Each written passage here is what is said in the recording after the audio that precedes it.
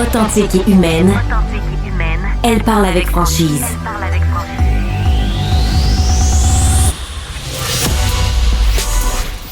Elle traite l'information avec rigueur et efficacité. Une approche fraîchement moderne de l'actualité. Isabelle Maréchal. Bonjour tout le monde, merci beaucoup, merci d'être à l'écoute de cette émission. Isabelle Maréchal avec vous. J'espère que vous avez apprécié notre émission d'hier. On fera ça ensemble tous les jours entre 9 et 11 heures. On a beaucoup de choses pour vous de prévues à l'émission. Il sera effectivement question tout à l'heure des métiers de la construction. Puis c'est vrai qu'en cette rentrée scolaire, on parle beaucoup de l'importance de l'éducation. Je vous en parlais hier avec des invités qui ont témoigné. Et puis c'est vrai que l'école, c'est important, oui, mais l'université, pour tout le monde, c'est peut-être pas évident. Et c'est ce que nous dit d'ailleurs un entrepreneur en construction qui lançait un cri du cœur. On aura l'occasion de lui parler tout à l'heure, parce que c'est vrai que les métiers de la construction, c'est une source vraiment formidable de possibilités pour nos jeunes. C'est vrai qu'on a tendance, on parle beaucoup de pénurie de main-d'œuvre, puis on a tendance à oublier que on a des jeunes en ce moment qui se cherchent une vocation, puis qui auraient peut-être envie de manier du marteau, de l'écrou et autre chose. Ce sont des métiers qui sont extrêmement enrichissants et qui sont effectivement très payants. Alors, on va en parler tout à l'heure. On va également, bien sûr, parler avec des spécialistes de cette nouvelle décision du fédéral d'imposer avec des taxes de 100% à l'exportation les véhicules électriques chinois. C'est pas rien. C'est une nouvelle qui fait beaucoup de bruit depuis les dernières heures. Et moi, je veux qu'on parle, je veux avoir votre avis là-dessus parce qu'on parle beaucoup de l'industrie, on parle beaucoup de ces entreprises manufacturières canadiennes qui sont dans l'industrie automobile. Mais vous, le consommateur, là, qui magasinez peut-être une voiture électrique en ce moment, est-ce que vous vous dites qu'est-ce que ça va avoir comme impact dans ma vie? Et je trouve que c'est une bonne question. Fait qu'on va en parler tout à l'heure avec Antoine Joubert et également avec Daniel Breton, qui a déjà été ministre de l'Environnement et qui, lui, est en faveur de ça. Je pense que les deux vont... je pense que ça devrait faire un bon débat parce qu'ils sont pas du tout d'accord. J'aimerais qu'on aborde tout de suite un dossier qui m'apparaît assez important. C'est un dossier de santé et ça touche ce qu'on appelle les ITTS, c'est-à-dire on appelait ça avant des maladies vénériennes. Pour ceux qui ont un certain âge, vous avez entendu parler de maladies vénériennes. Aujourd'hui, on parle de toutes ces infections transmises par le sang aussi, des maladies comme la syphilis, le chlamydia, la gonorrhée, l'herpès, nommez-les toutes. Et pourquoi je vous en parle aujourd'hui? D'abord parce que j'ai eu l'occasion de rencontrer le docteur Régent Thomas il y a quelques semaines pour une entrevue pour mon balado. Et il me disait à quel point il était débordé par ces nouveaux arrivages de patients sans rendez-vous, des gens qui soudainement ne comprennent pas ce qui leur arrive parce qu'ils ont des ITSS. Et justement, l'actualité en fait sa une ces jours-ci, l'épidémie silencieuse des ITSS. Alors, je pense qu'il faut qu'on en parle ensemble. Je vous présente tout de suite le docteur Régent Thomas, qui est médecin, président fondateur de la clinique médicale L'Actuelle. Bonjour, docteur Thomas. Bonjour. Régent, ça fait longtemps qu'on se connaît. C'est un dossier qu'on suit depuis très longtemps. Je me souviens, il y a 20, 25 ans, on se parlait de ça encore, puis on disait c'est important. On parlait surtout de l'épidémie de sida, du VIH. Là, aujourd'hui, vous confirmez que vous êtes complètement débordé parce que vous avez des gens qui vous arrivent comme ça, un peu désemparés, parce qu'il y a une augmentation incroyable des cas d'ITSS au Québec, là. Oui, il y a une augmentation, on le voit depuis une dizaine d'années, des taux incroyables d'augmentation. Le plus bel exemple, c'est la syphilis. En 98, je me souviens, il y avait 3 cas de syphilis au Québec et la santé publique se posait comme question, est-ce que ça vaut toujours la peine de faire le test de syphilis? Tu sais, il y a toujours une question d'économiser des sous quelque part. Et on avait dit, on va continuer. Aujourd'hui, on est à plus de 1200 cas de syphilis. Une maladie qui a touché plus les hommes homosexuels au début. Maintenant, il y a beaucoup de femmes. Il y a une augmentation de 650% de cas de syphilis chez les femmes. Et c'est énorme! Oui, mais tous les chiffres, Isabelle, il y a une augmentation de 650%. Et la syphilis, c'est quand même une maladie relativement bénigne. Sur la prend au début, si on la traite bien, traitement facile, qui coûte pas cher, pénicilline. Mais faut faire le test, faut passer le dépistage. C'est une maladie qu'on a un peu oubliée. On a vu beaucoup de femmes ici qui avaient vu un médecin, 2 médecins, et on n'a pas pensé parce que ce sont des femmes, par risque, faible risque. Il y a toutes sortes de stigmas autour de la sexualité et de la santé sexuelle. Donc, on a vu pas mal de femmes. Et le problème avec la syphilis, c'est que c'est une maladie. 91% des cas touchaient des femmes en âge de procréer. Et c'est une maladie qui se transmet à l'enfant avec des conséquences très, très sévères. Et Il y a eu... ça ressemble à quoi, quelqu'un qui a des symptômes de syphilis, là? Alors, chez les enfants, d'abord, ça cause souvent la mort ou atteinte du système nerveux central, aveugle, sourd. Chez les gens, normalement, c'est une maladie qui se traite assez facilement. Le problème, ça ressemble à une grippe. Tout ressemble à une grippe. Oui, Donc, un symptôme exact. la COVID. Tu sais, ça ressemble à une grippe, symptôme viral. On peut avoir des lésions aux organes génitaux, mais on n'en a pas toujours dans la phase 1. Puis si on en a, ben, on les voit pas toujours non plus, hein. On n'est pas en train de s'examiner comme ça toujours. Alors, des fois, c'est très, très visible. Des fois, ça l'est moins. Et après une semaine, ces lésions s'en vont. Et la personne va continuer d'être porteuse de la maladie, de la bactérie, et ça va prendre quelques mois. Et après quelques mois, la personne va développer des symptômes cutanés, une éruption cutanée sur le corps. Moi, j'avais vu une femme, elle avait vu un dermatologue et un médecin, parce que la maladie fait plus partie de notre génération de penser que ça existe. Et là, on peut développer des neurosyphilis, des atteintes neurologiques. Moi, j'ai un patient qui avait... ça, c'est un problème. Aujourd'hui, là, en 2024, on n'est plus capable de rejoindre le monde non plus. Là. Les gens répondent plus au téléphone. Puis c'est l'enfer pour des cliniques comme nous. J'ai essayé de rejoindre ce patient-là. J'ai jamais pu le rejoindre. Il s'est ramassé 1 mois à l'hôpital avec une neurosyphilis, des antibiotiques intraveineux. Donc... c'était quoi ta la question, c'était quoi les symptômes? Puis là, je t'écoute, Régent, puis je me dis, ma foi, mais si ça ressemble à une grippe, comment peut-on se faire tester? Déjà que tu dis, bon, c'est compliqué, le test et tout. Puis même les dermatologues ont pas forcément le réflexe de penser diagnostiquer la syphilis quand les gens arrivent avec des éruptions cutanées. Donc, ça peut expliquer l'augmentation, là. Ben, le problème du dépistage, oui, peut expliquer. Le problème de ne pas se faire dépister, mais le problème du dépistage aussi, on vous choisit selon des groupes. Si vous êtes un jeune hétérosexuel de 18 à 25 ans, on va vous faire juste le test de la gonorrhée puis de la chlamydia. Si vous dites que vous avez des relations homosexuelles, on va vous rajouter le VIH et la syphilis. Moi, j'ai un patient qui arrive récemment des États-Unis, un jeune homme gay. Il rentre dans mon bureau, il dit, j'arrive des États-Unis, j'ai fait une espèce de grippe, ça m'a coûté $3,000 de passer des tests. Mais oui. Pour finalement me dire que j'avais rien. Et là, je lui pose la question, ça c'est en 2024, là, il y a quelques semaines. Est-ce qu'on t'a fait, moi, 2 secondes, 2 minutes. Je dis, est-ce que t'as fait un test de syphilis? Non. Alors, tu vois, un homme gay, en vacances, en Floride, qui se va pas, alors il y a ni test de syphilis, ni test de VIH. Et ça démontre toute la difficulté encore d'aborder les questions de santé sexuelle chez le médecin, de oser parler de ça. Moi, je reçois des résidents, des externes qui viennent faire un stage ici, puis ils me disent qu'ils n'ont jamais parlé de sexualité à peu près pendant toute leur formation. Et le stage chez nous, il n'est pas obligatoire. Je pense qu'il devrait l'être, mais il n'est pas obligatoire.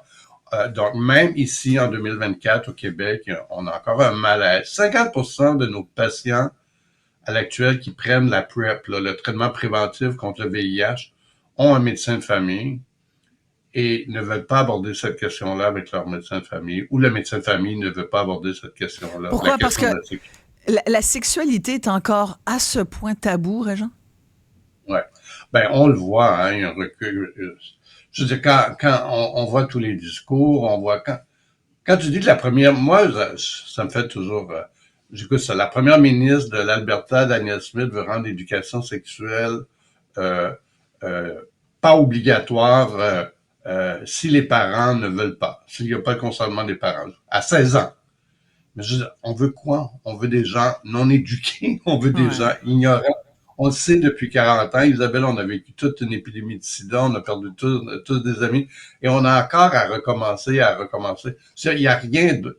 Si on veut prévenir... Bon, d'abord, il y a deux choses. Il faudrait qu'on tourne un petit peu notre façon de voir les choses au Québec, puis faire de la prévention, là, parce que ton collègue Richard Martineau en parle aujourd'hui, les gens vieillissent, la prévention, c'est à tous les niveaux, maladies cardiovasculaires, les idées.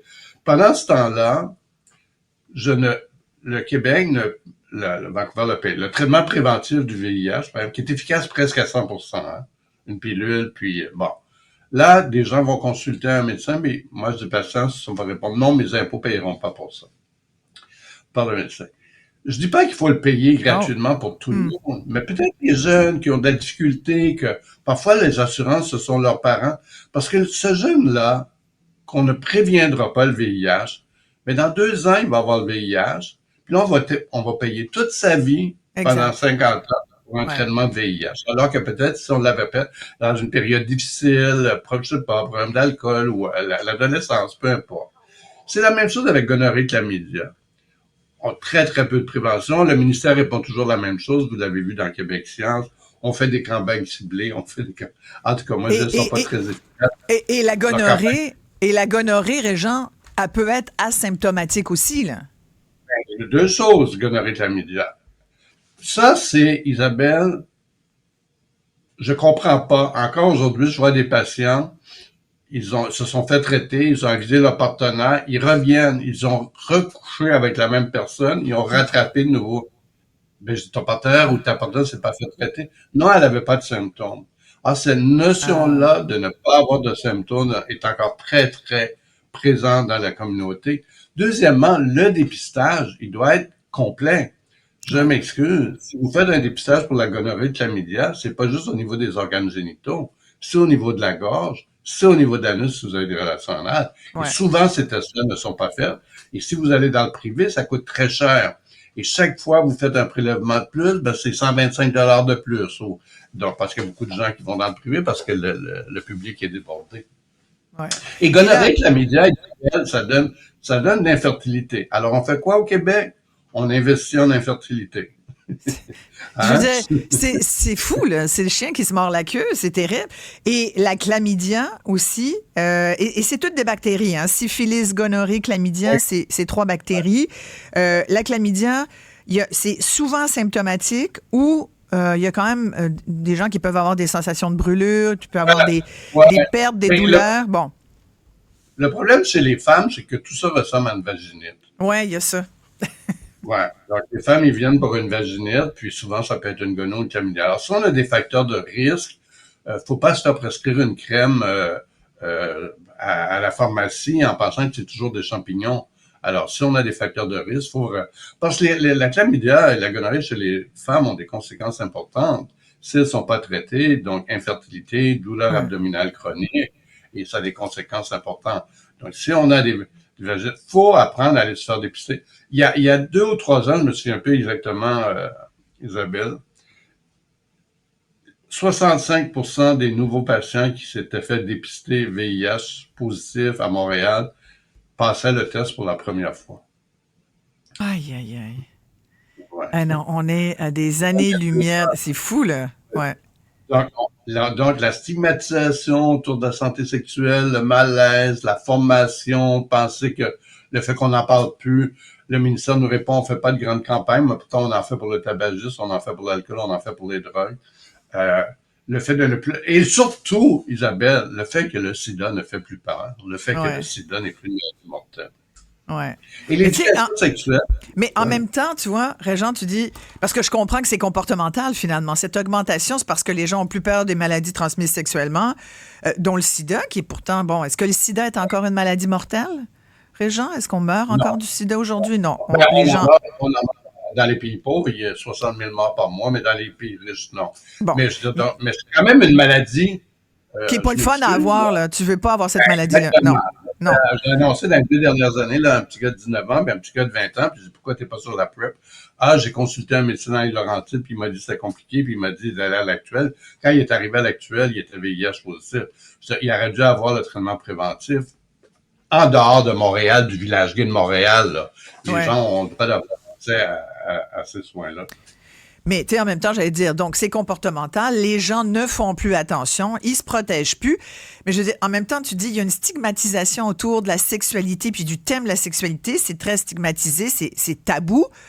Puis pourtant, on n'a jamais autant parlé de sexe. Tout le monde est à peu près fluide. J'exagère un peu, là, mais tu sais, tout le monde a un genre qui est pas forcément le sien. Je veux dire, il me semble que maintenant, les gens, donc, ils mettent yel, gna, gna. Il faut, tu sais, c'est comme si ça fait partie de ta fiche citoyenne de dire si t'es hétéro, si t'es gay, si t'es fluide. Fait que dans le fond, on est comme encore plus là-dedans, j'ai l'impression. Or, on se met la tête dans le sable sur les ITSS. Oui. Regarde. Comment tu comprends ça? Comment tu expliques ça? La première raison, premièrement, c'est que le sida ne fait plus peur. OK, ça, c'est la première raison. Et au moment où on a su que le sida ne ferait plus peur, il aurait fallu augmenter la prévention, aller dans les écoles. Parce que les autres ITS sont quand même graves aussi. On l'a dit, une syphilis, une femme enceinte, c'est grave. Donc, le sida, quand du jour au lendemain, quand tu as une maladie qui faisait peur, que les gens ont arrêté d'avoir peur. Deuxièmement, nos rencontres. Les rencontres se font de plus en plus via les réseaux sociaux, Tinder, Grindr, tout ce monde. Moi, je suis toujours impressionné, Isabelle, de voir quelqu'un consulter au bureau, puis c'est une rencontre sur un réseau social. Elle m'a dit qu'elle avait passé des tests il y a une semaine. Et, puis je l'ai cru. La confiance que les gens... Il m'a dit qu'il était VIH, mais il était indétectable. Mais as-tu vu... C'est vrai que si t'es VIH indétectable, tu peux pas te tracer, mais as-tu vu son résultat? C'est une rencontre d'hier soir, c'est pas une rencontre avec ton chum que tu vois régulièrement. Là. Ouais. Alors, il y a quelque chose au niveau des... Après ça, il y a quand même des problématiques aussi. Il y a des problématiques chez les jeunes, beaucoup d'estime de soi. Mm. C'est quelque chose qui a un lien important, moi, je pense, avec le fait de prendre des risques au niveau sexuel. Encore hier, j'en parlais avec un patient qui s'est infecté à l'âge de 20 ans, puis il me racontait comment ça avait joué un rôle, puis comment il l'avait pas accepté à l'époque, puis maintenant, il est un problème de consommation d'alcool et de drogue, tout ça emmenant. Et c'est pour ça qu'il faut en parler, Régent, puis tu me permettras d'introduire dans notre conversation Nelly Kwan-Arsenault, qui est porteuse de l'herpès génital depuis 7 ans. Et pourquoi on voulait vous parler, Nelly? Bonjour, merci beaucoup d'être là. C'est parce que vous êtes très active sur les réseaux sociaux, vous parlez de votre parcours, puis vous avez pas justement, vous dites ce que ça a eu comme impact dans votre vie, et puis vous envoyez le message aux autres, aux jeunes, que c'est pas la fin de la vie non plus. Vous écoutez Régent Thomas, qu'est-ce que vous pensez de ce que Régent nous dit là, par rapport à cette épidémie silencieuse d'ITSS, ces cas, augmentation de 650% des cas de syphilis, une vieille affaire dont on pensait même pas que ça allait revenir. Vous, c'est l'herpès, et pour bien des gens, l'herpès aussi, c'est comme, oh mon Dieu, c'est la fin de ma vie, si j'ai de l'herpès, je pourrais plus avoir de rapport sexuel. Oui, ben en fait, c'est sûr que c'est surprenant là, d'entendre l'augmentation les pourcentages parlent d'eux-mêmes, mais c'est sûr que moi je le vois quand même au niveau de ça arrête jamais en fait là sur le groupe de soutien, le pourcentage de gens augmente constamment, les nouveaux diagnostiqués, puis après je pense que le stigma joue aussi beaucoup dans la transmission, parce qu'il y en a qui ont honte encore de leur diagnostic, qui sentent beaucoup de culpabilité, puis ils diront pas à cause de ça là. Donc tu sais, des fois j'essaie aussi de montrer l'importance de le dire là en fait en début de relation, parce que ça peut éviter bien des soucis là. Tout à fait. Puis j'aimerais que nos auditeurs et ceux qui nous suivent sur Cube Télé regardent ce que vous avez fait comme partage sur TikTok. On regarde ça tout de suite, Nelly. Une fois, j'étais à un premier rendez-vous avec quelqu'un, ça clique vraiment, on passe la soirée ensemble, on prend quelques bières. Et à la fin de la soirée, la personne s'en vient pour m'embrasser. Et moi, je me retire un peu, puis je lui dis, écoute, j'ai quelque chose à te dire, tu sais, avant que ça aille plus loin. Moi, j'ai l'herpès, dans le fond, j'y explique un petit peu, je fais mon annonce. Et la personne, sur le coup, tout de suite, me dit, OK, moi, je suis hypocondriaque, j'ai vraiment peur des maladies, donc je sais pas à quel point, en fait, ça me fait peur, puis je sais pas à quel point je veux poursuivre. Personne me dit aussi qu'elle connaît vraiment rien là-dessus, donc je lui propose de lui envoyer quelques informations pour qu'elle puisse prendre une décision éclairée. Le lendemain, je lui envoie les informations, donc soit des sites fiables et des vidéos sur le sujet. et je n'ai pas de réponse pour 3 jours. Alors après 3 jours, ben je lui réécris en lui demandant un petit peu qu'est-ce qui se passe. Et la personne me dit qu'elle est trop occupée avec le travail et qu'elle est pas prête à entamer une nouvelle relation. Évidemment, je pense que ça avait un lien avec mon diagnostic d'herpès, mais dans tous les cas, ce que j'ai réalisé, c'est que les fois où je me suis fait rejeter, c'était souvent des gens qui cherchaient rien de sérieux, qui voulaient pas vraiment s'engager. Donc, c'est sûr que l'herpès, pour eux, représentait un trop gros risque, considérant qu'ils voulaient pas quelque chose à long terme. Les fois que j'ai été rejetée, ça ressemble pas mal toujours à ça. Premier rendez-vous, je l'annonce, la personne réagit un peu froidement. 90 000 vues sur TikTok de ce vidéo. Nelly, donc, vous témoignez pour dire que finalement, ça refroidit beaucoup de gens. J'aimerais entendre Régent Thomas là-dessus. Régent? Ben, je sais pas si tu te souviens, Isabelle, 1980, le front page du Time, c'était l'herpès. Alors, l'herpès, c'était la maladie. C'est toujours la maladie que je trouve le plus difficile à annoncer dans mon bureau. Je te dis, des fois, avec le VIH, les gens s'en doutent. Ou l'herpès, c'est comme la fin du monde. Il faut dédramatiser aussi, je pense. Ça demeure une maladie quand même relativement bénigne. Ouais. Après ça, il y a l'herpès buccal, il y a l'herpès génital. Il y a des gens qui vont faire des crises tout leur jour. Mais 25% de la population est atteinte d'herpès génital. Donc, vous n'êtes pas tout seul. 25%, une personne sur 4? Ouais, puis après 60-80% de l'herpès buccal, plus on vieillit, plus on est atteint. Et l'herpès buccal se transmet génitalement aussi. Donc, ça devient un petit peu compliqué parfois parce que les gens pensent qu'ils s'en doutaient pas. Et c'est pas un test qui se fait lors des cliniques de dépistage. Le test de l'herpès est pas recommandé. On le fait s'il y a des lésions. Si une personne vient avec des lésions génitales, on fait une culture, mais on fait pas la prise de sang, qui est un autre test qui pourrait nous dire si on a déjà été en contact. Alors, c'est pas recommandé par la santé publique pour toutes sortes de raisons. Il n'y a pas grand traitement, mais en même temps, c'est une grande question qui a même eu on sait, des causes légales à ce niveau-là, parce que beaucoup de gens sont porteurs et ne le savent pas aussi. Oui, effectivement. Mais je trouve ça intéressant que Nelly, vous fassiez ce genre d'intervention parce que, comme disait Régent, vous n'êtes pas toute seule. Il y a effectivement beaucoup de gens qui en ont, mais ça change aussi les rapports, comme vous le disiez. Puis je pense que c'est important aussi d'être informé pour être capable de bien s'occuper de sa santé sexuelle. Puis dans la santé sexuelle, il y a aussi se protéger, parler à l'autre, communiquer. C'est ce que vous espérez mettre de l'avant aussi. Ben oui, puis en fait, tu sais, la majorité des gens qui vont m'écrire aussi, ça va être souvent au niveau psychologique, là. Donc, c'est vrai que les symptômes au niveau physique, c'est pas comparable, tu sais, on deviendra pas infertile ou comparé à d'autres ITSS. Par contre, au niveau psychologique, le fait que ça soit incurable, le fait que tu l'annonces à chaque fois, il y en a qui s'imaginent pas ou qui sont pas capables de s'imaginer l'annoncer à quelqu'un un jour. Alors que pour moi, je l'ai toujours dit là dans les premiers rendez-vous. Maintenant, je suis en couple depuis 3 ans. Fait que j'essaie de montrer ça de l'avant. Des fois, je fais des vidéos avec mon conjoint aussi pour montrer l'envers du décor d'être avec quelqu'un qui a l'herpès quand tu l'as pas. C'est quoi au niveau du couple aussi les impacts. Mais c'est sûr que je réfère toujours aussi à la clinique l'actuelle là, qui est vraiment des ressources tellement importantes. Puis merci Monsieur Thomas là, vraiment ça aide énormément, là. Régent? Ben, un autre des problèmes, je suis arrivé ici tôt ce matin, il y avait 25 personnes qui attendaient à la porte sans rendez-vous. On est vraiment dans une période difficile de pénurie. Et ça aide pas, hein, une pénurie d'accès. Puis à Montréal, on est chanceux, on a des cliniques spécialisées. Je veux dire, les gens devraient avoir accès à tout ça un peu partout.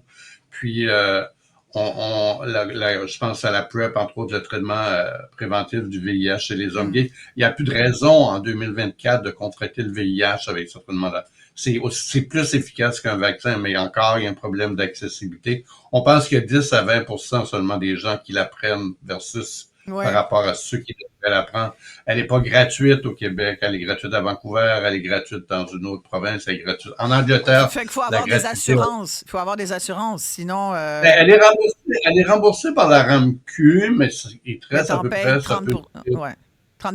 T'en payes une partie, puis les jeunes, vous savez, il y a beaucoup de jeunes, c'est les assurances de leurs parents. Ouais. Alors, jusqu'à 25 qui arrive samedi soir. Ouais. Samedi soir à la maison, en passant, je suis gay, puis en passant, j'aimerais ça prendre la PrEP. Tu vas les voir sur tes assurances. Alors, pour des populations plus vulnérables, c'est rentable de payer, de prévenir, de payer pour la prévention. Ouais. Et sinon, on va payer d'une autre façon. On va toujours payer d'une autre façon si on prévient pas. On dirait qu'on n'apprend pas ça. Exactement. Mais, donc, on peut conseiller. On va conclure là-dessus. Et Régent, Dr Thomas et Nelly vous entendre sur ce qu'on peut conseiller. Peut-être Nelly, d'abord. Puis je vais terminer avec Régent. Nelly, qu'est-ce que vous dites aux jeunes là, à travers vos TikTok, à travers vos réseaux sociaux? Parce que je pense que la prévention, c'est aussi se protéger d'abord et avant tout. Ben oui, puis genre, c'est ça aussi que je veux mettre de l'avant. Moi, je parle de mon expérience avec l'herpès parce que je l'ai.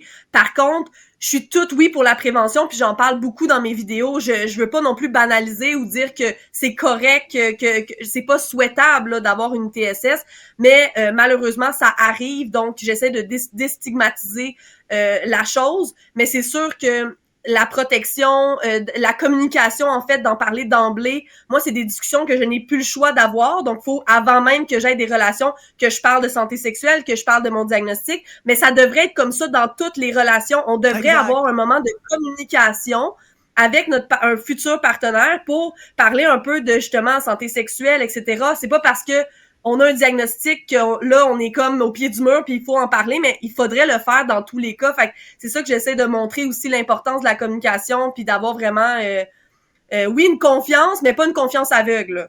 Ben, merci beaucoup, Nelly. Oui. C'est formidable. On va vous suivre sur vos réseaux sociaux. Docteur Isabelle, oui. On a plus ça dans le VIH, par exemple, des gens qui prennent la parole et comme on l'a vécu quand la maladie était mortelle.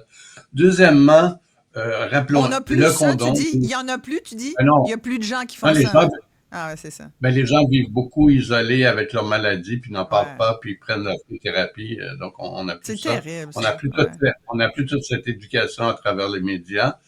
Rappelons-nous qu'on peut attraper beaucoup d'ITS par les relations orales non protégées, puis la plupart des gens ne mettent pas de condom. Donc, si vous avez, pour les relations orales, si vous avez plusieurs partenaires, faites-vous dépister à tous les bons endroits. Très rapidement, le condom, il y a un auditeur qui pose la question. Est-ce que le condom, mettre un condom, là, bon, on le sait, là, c'est ce qu'on devrait tous faire quand on n'a pas de partenaire de façon régulière, le même partenaire. Est-ce que le condom protège assez bien contre les ITSS? Le condom protège assez bien contre le VIH, d'abord. Ouais. Ça, c'est peut-être le plus important. Contre syphilis, gonorrhée, chlamydia. Il protège, c'est clair. Maintenant, c'est jamais des garanties à 100%. Après ça, il arrive des choses. Gonorrhée, chlamydia. Ici, moi, je vois beaucoup de gonorrhée, chlamydia dans la gorge. C'est quoi d'assez fréquent. Alors là, c'est clair que le condom protège pas. Et donc, on met pas sa bouche n'importe où. C'est ça, Régent? Faut le dire aux jeunes. Oui, mais... T'es content il